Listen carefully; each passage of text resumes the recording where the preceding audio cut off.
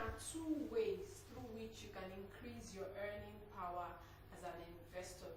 Two ways through which you can increase your earning power as an investor. And as usual, Mr. Charles is here with me in the studio to take us through this particular topic. Although it seems very brief, but I think there's a lot of information involved. You are very correct, Gina. Yes, we just take it for granted. You know, some persons have been working for over 5, 10, 15 years and they still wonder and they begin to say, they have not increased my salary, you know, and all that. Even as a self-employed person or as a business owner, you have to, for you to increase your earnings, you have to be able to do more. Yeah, don't wait. Just like you are saying, okay, when I have more money, I will do this and do that. No. Increase that your ability. Do more. When you are more, of course, you'll be able to earn more. That is the secret there. So we're going to be looking at that. But as usual, before we get to that topic, we'll take our teaser and we'll ask ourselves some basic questions again concerning our finances. And I'll take it. Do you have enough money? Are you spending enough time with your family and friends? Do you come home from your job full of life? Do you have time to participate in things you believe are worthwhile? If you were laid off from your job, will you see it as an opportunity? Your will.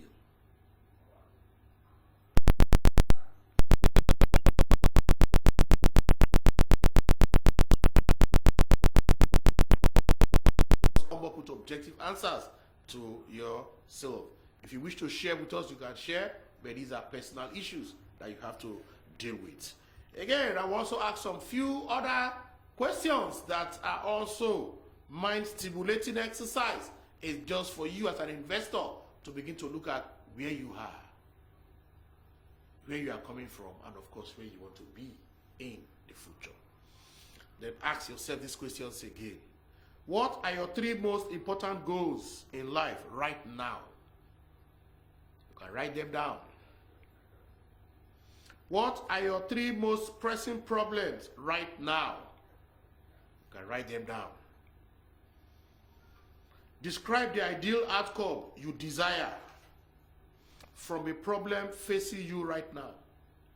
So if you have a problem right now, just write down the desired outcome. What you want at the end of the day when you have solved the problem. What one thing will you dare to attempt if you know you will not fail? And of course, the last question. What do you really want to do with your life? What do you want to really do with your life? Okay, we'll move on straight to our topic for today, which is 2 ways to increase your earning power as an investor.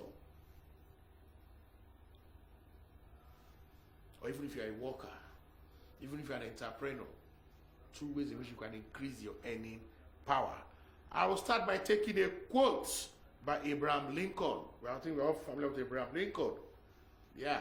I think he was one time an American president, if I'm correct. Okay. Now, and I quote, if I had 6 hours to chop down a tree, I would spend the first 4 hours sharpening the axe. Look at the wisdom there. You have 6 hours to chop down a tree. He said he's going to use 4 hours to sharpen his axe. And we have seen this case where you give somebody a job and the man is sweating, trying to chop down the trees. And the owner just came and said, for how long? He said, oh God, I've been working so hard. You know, this knife is not even sharp enough. But you can see. And the owner now said, okay, why not just take some time to go and sharpen your saw? Sharpen the saw or the axe, as the case may be. And when he did that, in less than 30 minutes, he was able to chop down the tree. So we need to constantly sharpen our skill. It is not how hard you work, but how smart you work. So you just need to continuously sharpen your skill. So the two ways in which you can increase your earning power is one, the act of learning. You must perfect that act of learning because you have to learn for you to earn. Take apprentice that we have today in some local place in Nigeria, the apprenticeship scheme that we see. When they call them servant, but I call them trainee. When the trainee comes, they take some time. They need to learn. They need to learn the business. And at that time, when people tell me, oh, all those traders, they don't even go to school. It is a special kind of school they are going through if you don't know. What is education? It is not 4 walls in the university or in the classroom. You can learn in the business premises. Yes, formal education is good.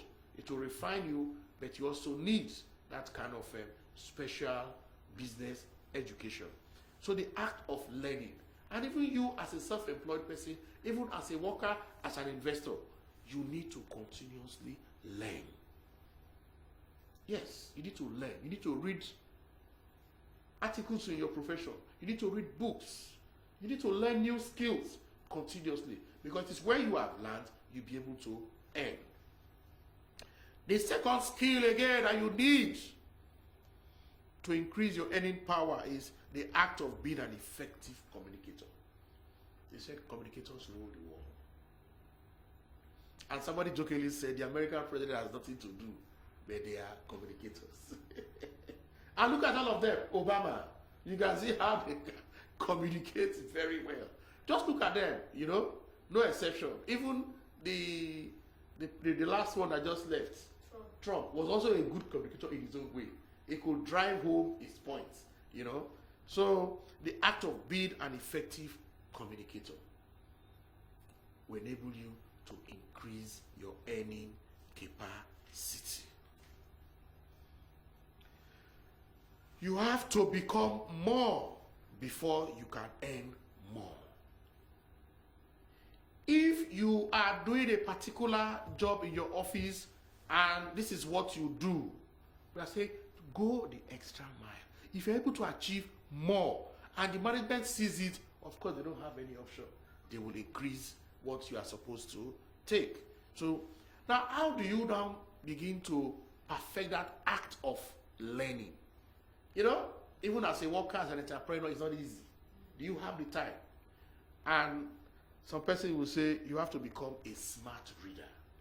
You have to read issues that are pertaining to your business.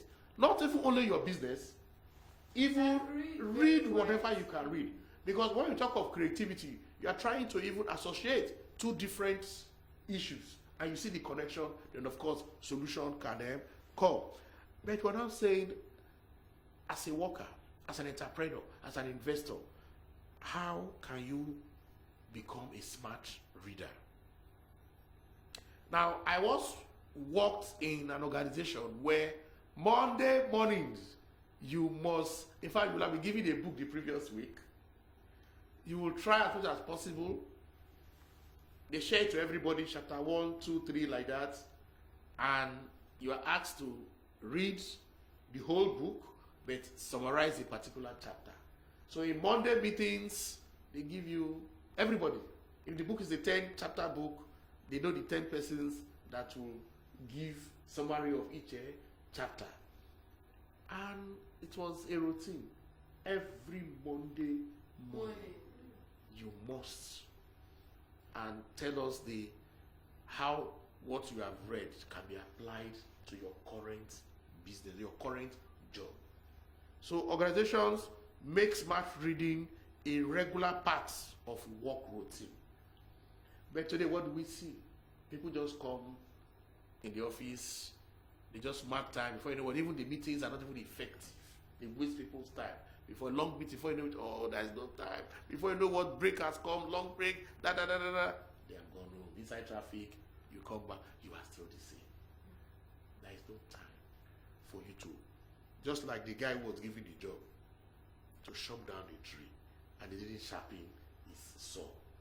He will walk and walk and it will be difficult for him. We need to take time out. He had 6 hours, but he said he's going to use 4 hours to sharpen his saw so that by the time he starts the job, it becomes easy. So make smart reading a regular part of work routine. So organizations should find time and the schedule for people to read. 2, always evaluate your reading in light of your goal. You don't just read for the sake of reading. You read to see what you have learned. How can it be applied to your business? Preview books and articles before deciding to read them in details. Now, in fact, there is even a program we're doing sometime. I was anchoring it, how to read a book. Yes. You will need to read the review people have given about the book. That gives you an idea of whether this book is worth your while. Then you also read comments about the book. Of course, by the time you do that, it gives you an overview of whether this is something you can really buy and begin to read. Yeah, and I think when in secondary school literature review, literature was very interesting, you know. And by the time, if you have cultivated that kind of attitude, you take it to the business arena. You even reports, you can just review reports, and you will be able to know whether this is something you could take your time to read all. So I like reading material that you will refer again. And that's why people would, and I agree with them, they tell it is difficult for them to read online e-books. They say they want to have a feel of the book, and they want to, the hardcover. Like personally, I like to collect hardcover books. Okay. Because when it comes to my room, the way I arrange them, I did not arrange them alphabetically, I arrange them according to their colors. I see. So I like to collect hardcover, especially from African authors. I see. And some people say they want to write down, you know, use a yellow, whatever they call that thing, marker to mark so that they can come back and read those outlines. Yes, to highlight, to come back and read those things. Okay, that is fine. Resolve to read a book, magazine, or article by a certain date or get rid of it. Don't just keep buying books, collecting articles, and all that. Make sure if you buy a book, that's what I do. You give yourself 2, 3, 4 days, you must finish that book. Because you have not finished one, you are getting another one again. At a point, you say that you have so much that you have not even read. So you should have a date and a time to read your materials, and if you can, please, you get rid of them. Once you have mastered the previous strategies, you can improve your reading effectively by increasing your reading speed. In fact, when I tell people that when I was doing my postgraduate diploma in education, that is an act of reading. That is rapid reading. That is effective reading. That is reading for comprehension. That is reading for you to just to scan through. Leisure reading, you know. So, yes, it takes time. You have to learn, you have to improve, you have to do it continuously. So, you will know how, but by just mere looking at the words, you are scanning through. It can also give you an idea of whether to continue. But you need to increase your reading speed. You know, I see some people, you give them a book, and one minute, chapter this. Anyway, it's an habit that you have to really. Once you have mastered the previous strategies, you can improve your reading effectiveness by increasing your reading speed. There are courses that you can take to rapid reading that will improve your rapid reading skill. So, again, it is not just the act of learning. There are certain obstacles that will be a problem for you when you are trying to even acquire new skills. There are issues there. Like, I had the opportunity of running the program, and we had somebody in that class who, her major was a BA English. And she found herself in an investment banking environment, doing all sorts of statistics and all that. Now, when setting on familiar terms comes, you know, she's not used to the environment. But as long able to catch up. So overcoming learning obstacle. Unfamiliar words and terms. If you want to learn some, let's say something like you want to learn about the stock market, the capital markets, okay? You go to maybe a place where you can get capital market glossary. Oh, in English we call them registers. Exactly, register, that's the word. I was looking for it, register. So you just try and get familiar with those words, with the register of that particular field. Get familiar with them. So by the time you start learning about that field, those terms will not be too difficult for you. Then skipping steps to learning.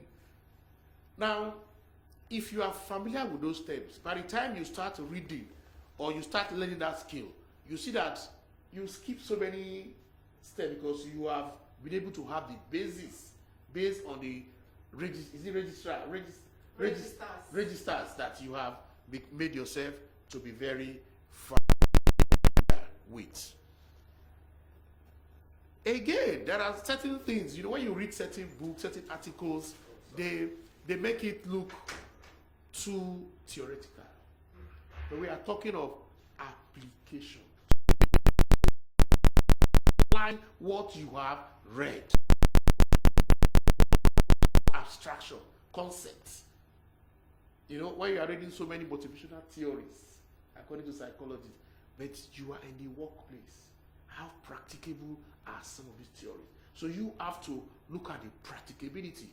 If you have read about motivational theories as a human resource person, how do you apply it to the work environment? So I will end this segment with this long quotation from an unknown executive. And it says, to look is one thing. To see what you look at is another. To understand what you see is a third. To learn from what you understand is still something. But to act on what you learn is all that really matters. To that you have learned, that's what really matters. So all the study you have done, all the skills you have learned, is to begin to act, to practicalize it in your work environment, in your business, and see how it's going to improve your performance, maybe help you to reduce costs, help you to understand the figures very well. Thank you. Alright, so that wraps up the Investors Education series, but there is more to come on Broad Street Radio.